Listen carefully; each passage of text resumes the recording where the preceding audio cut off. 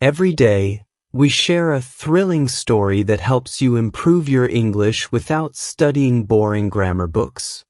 You learn new structures, vocabulary, and natural expressions just by enjoying a wild adventure. So make sure to subscribe, hit the like button, and turn on the bell so you never miss a new story. The streets of Berlin were wide and clean that morning. Tall trees lined the sidewalks, and little birds hopped along the benches in the park. Nora had just finished her second coffee and stood near the metro station with a small paper map in her hand. She felt free. It was her first time in Germany. She had read a lot about Berlin, its art, its history, its food, but what excited her most was the metro system. She loved the idea of going underground and popping up in a completely different part of the city, all without needing a taxi. She followed the stairs down into the station. The air grew cooler. She passed a machine with buttons and a screen. A few people stood near it, pressing things and pulling out tickets. She looked at them for a second but didn't stop. There were no gates. No one checked tickets. No barriers. She thought that was interesting. In some cities, you had to swipe or tap or show something before getting in. But here, it seemed open. No one was watching. No alarms. No turnstiles. So she walked down to the platform and waited for the train. When it came, it hissed and squeaked. The doors opened with a soft whoosh. She stepped inside. The seats were blue. The walls were covered in city maps and small ads in German. A few other people were scattered around the car, reading, listening to music, staring out the window. Everything seemed peaceful. Nora sat by the window and watched the darkness move past. At the next stop, a few people got off. A few others got on. She smiled to herself. The train was clean, fast, and simple. After several more stops, two men in bright jackets stepped onto the train. They walked with confidence. One carried a small black bag. The other held a tablet. They weren't dressed like normal passengers. They looked serious. They looked like they belonged there, but in a different way. They didn't speak. They moved from person to person, showing the tablet, pointing, waiting. Each person reached into a pocket or bag and pulled out something small, a ticket. Nora watched, still calm. But then they reached her. One of the men showed her the screen again. It was all in German. He waited. She smiled and said she didn't understand. He pointed to her bag. She blinked. Then it hit her. This was a ticket check. And she didn't have one. For a moment, she wanted to explain. She wanted to say she didn't know. She thought it was free. There were no gates. No signs. No one had said anything. She wasn't trying to break the rules. But she didn't speak German.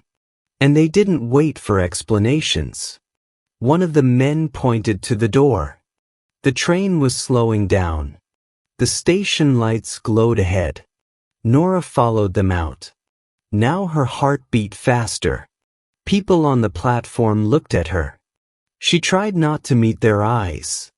The men led her to a bench and sat her down. One of them opened the black bag and pulled out a clipboard.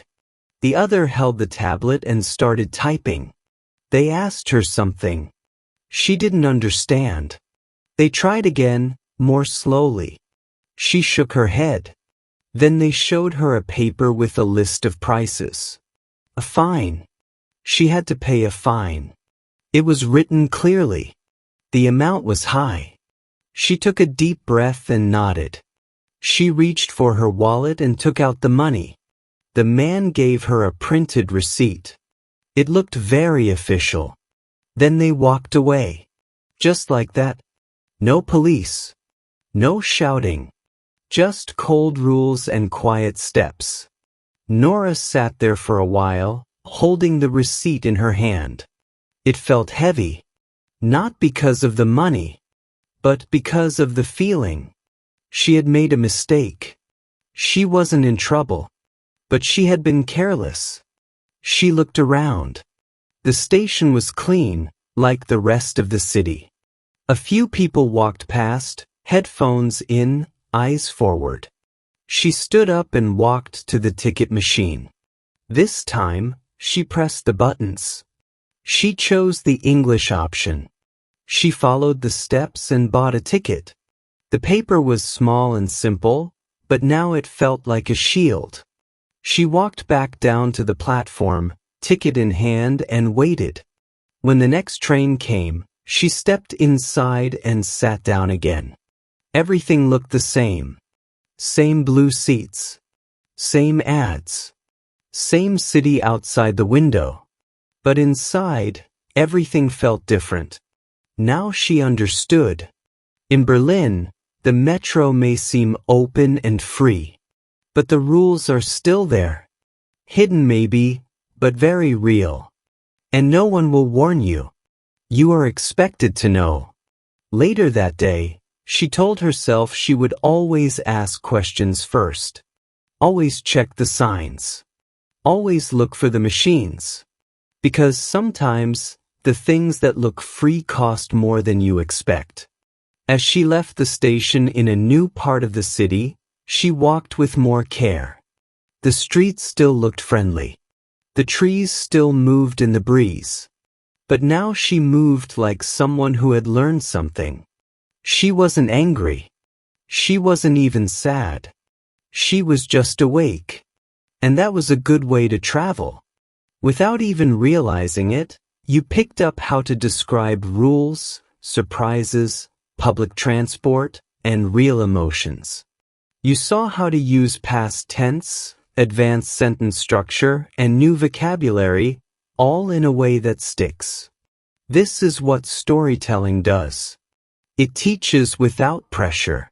It stays in your memory because it makes you feel something. If you like this story, click like, subscribe, and turn on the bell. We post a new English learning adventure every single day. And tell us in the comments, have you ever made a mistake while traveling that taught you something? We'd love to read your story.